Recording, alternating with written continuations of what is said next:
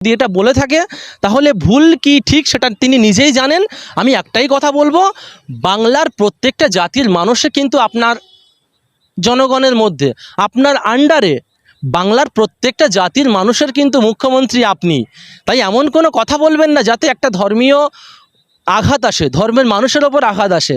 কারণ আমরা কোনো দিন চাইনি যে আপনি আমাদের মুখ্যমন্ত্রী অন্য আরেকজনকেও মুখ্যমন্ত্রী আমরা মানব। দেখুন, যদিও বা কেমন করে আপনারা জিতেছেন সেটা তো বাংলার মানুষ জানে, সে নিয়ে আমরা বেশি বলছি না বা সেদিকে কর্ণপাত করছি না। কিন্তু আপনার মুখের ভাষাটা কোনো দিন এমন হবে না যে কোনো একটা জাতিকে টার্গেট করে বলবেন যে আমরা দাঙ্গা লাগাতে চাইছি বা কোনো একটা উস্কানিমূলক বিষয় দিয়ে মানুষের মধ্যে বিভেদ লাগাতে চাইছে। এটা কিন্তু অনুচিত। কারণ বাংলার মানুষরা কোনো দিন চায় না বাংলার প্রত্যেকটা জাতির মধ্যে বিভেদ লাগুক। আমরা তো আজীবন থেকে এসেছি, হিন্দু মুসলিম পাশাপাশি থেকে এসেছি। আমার গ্রামের মধ্যে আমরা এক থালায় খেয়ে বড় হয়েছি। আজকে 2 মাস সরকারে আসতে না আসতে আপনারাই বুঝিয়ে দিচ্ছেন যে কে হিন্দু ও মুসলিম। আমরা হিন্দু মুসলিমের কোনো দিন বিভেদ করিনি, হিন্দু মুসলিমের মধ্যে কোনো পার্থক্য আছে বলে আমরা জানি না। কারণ আমরা দুর্গাপুজোর সময়, কার্নিভালের সময় যেমন আমার হিন্দু ভাইটার বাড়িতে গিয়ে খেয়েছি, ঠিক তদ্রূপ আমার হিন্দু ভাইয়েরা ঈদের সময় আমার বাড়ি এসে আগে বলে ভাই সিমইটা দাও। কারণ এটাই তো বাংলার সম্প্রীতি, এই ভ্রাতৃত্ব নিয়েই তো বাংলা চলছে বিগত দিন থেকে। আজকের হঠাৎ করে একটা মুখ্যমন্ত্রী বলে দিল যে এই জাতির মানুষরা দাঙ্গা বানাতে চাইছে। এটা সত্যি বলতে গেলে বাঙালিদের জন্য লজ্জা, কোনো জাতির নয়, বাঙালিদের জন্য লজ্জা। এটা আমি এর ধিক্কার জানাই, এর তীব্র নিন্দা জানাই। আমরা সর্বসময় চাই বাংলার মুখ্যমন্ত্রী প্রত্যেক জাতির মানুষকে এক নজরে দেখুক, সবাইকে এক জায়গায় করে রাখুক। কোনো জায়গায় ভিন্ন ভিন্ন না করলেই এই বাংলা কিন্তু সুন্দর থাকবে। বাংলার যে শৃঙ্খলা বিগত দিন থেকে চলে আসছে সেটাও কিন্তু স্বাচ্ছন্দ্যে থাকবে।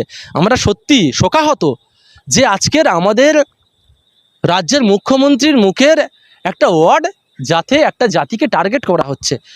যদিও বা তিনি কি ইন্টেনশন নিয়ে বলেছে সেটা আমি বলতে যাচ্ছি না, কিন্তু তার কথা মোতাবেক কিন্তু মানুষ এটাই ভাববে। আমি একটাই কথা বলবো আমার রাজ্যের মুখ্যমন্ত্রীকে, যে এই মসজিদ মন্দির গরু এসব বাদ দিন। আজকের আমরা দেখতে পাচ্ছি এই বাংলায় ছোট ছোট বাচ্চাগুলোকে রেপ করা হচ্ছে, তাদের ঠিক মতো বিচার হচ্ছে না। আর যারা রাজসাক্ষী থাকছে তাদেরকে গুলি মারা হচ্ছে। গুলি কেন মারা হয়েছে সেটা বাংলার মানুষ জানে, যদিও বা পুলিশ আর এক রকম কথা বলেছে।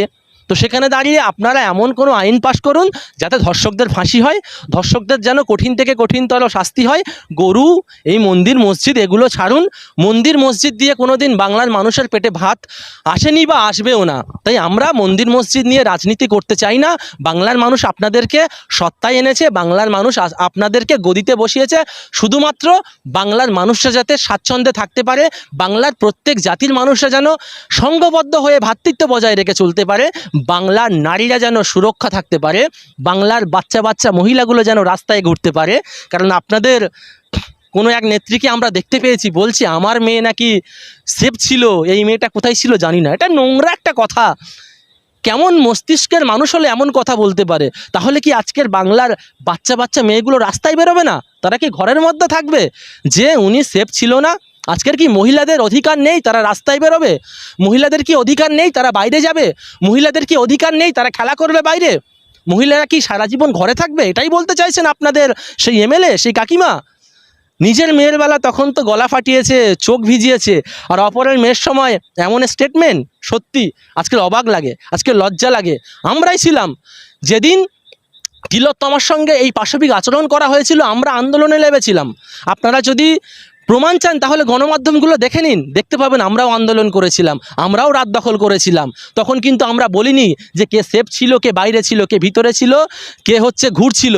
আমরা তখন একটাই আওয়াজ তুলেছিলাম, ধর্ষকদের ফাঁসি হোক, যারা যারা এর সঙ্গে জড়িত আছে তাদের সবার যেন কঠিন থেকে কঠিনতর শাস্তি হয়।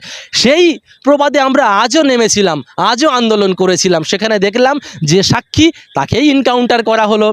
সে এনকাউন্টার করার যে নিয়মটা বলল সেটা তো বাংলার মানুষ বুঝতে পেরেছে কোনটা ঠিক কোনটা ভুল। একটা জিজ্ঞাসা চিহ্ন রয়েই যায়, সেদিকে যাব না। তবে একটাই কথা বলবো, 21শে জুলাই হচ্ছে, 21শে জুলাই হবে। 21শে জুলাইয়ের নেত্রী মমতা বন্দ্যোপাধ্যায় ছিলেন। মমতা বন্দ্যোপাধ্যায় 21শে জুলাইয়ে বক্তব্য দিয়েছেন, তার বক্তব্য বাংলার মানুষ শুনেছে এবং আগামী দিনেও মমতা বন্দ্যোপাধ্যায়ের সাথে বাংলার মানুষ থেকে 21শে জুলাই আমাদের যে সকল শহীদ প্রাণগুলো ভোটাধিকার রক্ষার জন্য, গণতন্ত্র বাঁচানোর জন্য তাদের জীবনকে বিলীন করে দিয়েছিল, তাদের সবাইকে শ্রদ্ধা জানানোর জন্য মমতা বন্দ্যোপাধ্যায়ের পাশে থেকে বাংলার মানুষরা 21শে জুলাই বিড়লা প্ল্যানেটোরিয়ামের সামনে উপস্থিত হবে। দেখুন, ধর্মীয় বিষয়ে বেশি কথা বলতে চাইছি না, কারণ আমরা সকলেই জানি সরকার তো এখন চাইছে ধর্মীয় বিষয়ে উস্কানি দিয়ে, ধর্মীয় বিষয় নিয়ে একটা দাঙ্গা লাগানোর, বা হচ্ছে সেই সকল ধর্মীয় বিষয়গুলো নিয়ে একটা জাতির মধ্যে মেরুকরণ করা, ভোট ব্যাংক বাড়ানোর জন্য চেষ্টা করা, এটা তো চলছে। কিন্তু একটা কথা মাথায় রাখতে হবে, ওটা মসজিদ কেন, ওখানে যদি মন্দিরও থাকতো তাহলে আমার সেম কথাই আমি বলতাম যে এয়ারপোর্ট হওয়ার আগে কিন্তু মসজিদ ওখানে ছিল। তাই এয়ারপোর্ট হওয়ার আগে একবার চিন্তা করা দরকার ছিল যে এখানে একটা মসজিদ আছে। যদি আপনারা এয়ারপোর্ট হওয়ার আগে মসজিদটা ওখান থেকে সরিয়ে দিতেন তাহলে কোনো সমস্যা হতো না। আর দ্বিতীয় কথা, এতদিন তো ওখানেই মসজিদটা আছে, কই কারোর সমস্যা দেখেনি তো, আজকে হঠাৎ করে 2 মাস আসতে না আসতেই সমস্যা দেখা দিচ্ছে। এটাও একটা ভাবার কথা, চিন্তার বিষয়। এ বিষয়ে আরও জ্ঞানীগুণী গণ্যমান্য ব্যক্তিরা আছে, তারা লড়াই করছে, তারা যা যা করার তারা করছে। আমরা এর নিন্দা জানাচ্ছি এবং আমার রাজ্যের মুখ্যমন্ত্রীকে বলবো এসব বিষয়গুলোতে একটু লক্ষ্য দিন। যেসব বিষয় নিয়ে মানুষের মধ্যে বিভেদ লাগে, যে সকল টপিকগুলো নিয়ে ধর্মের মধ্যে বিভেদ সৃষ্টি হয়, যে সকল টপিকগুলো নিলে আজকের বাংলার শান্তি নষ্ট হবে, সেই সব টপিকগুলো আপনারা না তুলে যেই সব কাজগুলো করলে বাংলার মানুষের সুবিধা হবে, বাংলার মানুষ একতাবদ্ধ হয়ে থাকতে পারবে, আবার যেন বাংলা ভারতবর্ষকে পথ দেখাতে পারে, সেই সব কার্যকলাপের দিকে আপনারা জোর দিন। তাতে বাংলার মানুষের ভালো হবে, বাংলার ভালো হবে এবং বাংলার মানুষ আপনাদের সঙ্গে থাকবে। যেই মহিলাটির নাম বললেন, নারীবাদী মহিলা, জাতিবাদী মহিলা, ওনাকে যত রকম ট্যাগ দেওয়া হবে সেটাই কম। তো সেখানে দাঁড়িয়ে বুঝতে পারছি না আমাদের বিজেপি শাসনে কী এমন দরকার পড়ে গেল যে এমন মহিলাকে বাংলায় আনা হচ্ছে, যেই মহিলা আসার কারণে বাংলার ভ্রাতৃত্ব, বাংলার সম্প্রীতি ক্ষুণ্ণ হতে পারে। আমরা কোনোদিন চাই না বাংলার শান্তি শৃঙ্খলা ক্ষুণ্ণ হয়, কিন্তু যদি কেউ চায় বাংলার শান্তি শৃঙ্খলা ক্ষুণ্ণ করব, তাহলে তাকে একটা কথা মাথায় রাখতে হবে, আপনারা যাকেই আনেন না কেন, বছর 5টা বছর, 5 বছর পর কিন্তু আবার ভোটের মাধ্যমে বাংলার মানুষ বুঝিয়ে দেবে যখন সীমা লঙ্ঘন করবে, কি কেন্দ্র সরকার, কি রাজ্য সরকার, কি প্রশাসন, উপরওয়ালা আছে, সব দেখছে। প্রশাসন নিয়ে প্রশ্ন করলেন সোনাম বাংচু, তিনি দেশের স্বার্থে, স্টুডেন্টদের, ছাত্রছাত্রীদের স্বার্থে তিনি যে প্রতিবাদ করছিলেন যন্ত্রমন্ত্র, সেখান থেকেও প্রশাসন এসে তাকে তুলে নিয়ে যায়। প্রশাসনের গুন্ডামি কি শুধু পশ্চিমবাংলায় বলে না, রাজ্যের বাইরেও কি সেগুলো দেখা যাচ্ছে? কথাই আছে দুষ্টুর 10 দিন, আর পাপ কোনোদিন তার বাপকেও ছাড়ে না। যখন সীমা লঙ্ঘন করবে, কি কেন্দ্র সরকার, কি রাজ্য সরকার, কি প্রশাসন, সীমা লঙ্ঘন করলে তার উপরওয়ালা আছে, সব দেখছে, শাস্তি উপরওয়ালার তরফ থেকেই পাবে। এই গত 17 দিনে, আজকে 19 তারিখ, 17 দিনে কামনগর কাজীপাড়া থেকে শুরু করে, বিদুপাড়া থেকে শুরু করে, নারকেলবাড়ি, জলমাটপাড়া, লাহারপাড়া, মিল্কি, গোল্লা, মিয়া, বিভিন্ন জায়গায় কতগুলা মুসলিম বাড়িতে গিয়ে কী ধরনের অসভ্য আচরণ করেছেন আপনাদের কারো কাছে ফুটেজ আছে? কোনোদিন দেখাতে পারবেন আপনারা? আমাকে বলছে আপনার কাছে প্রমাণ আছে।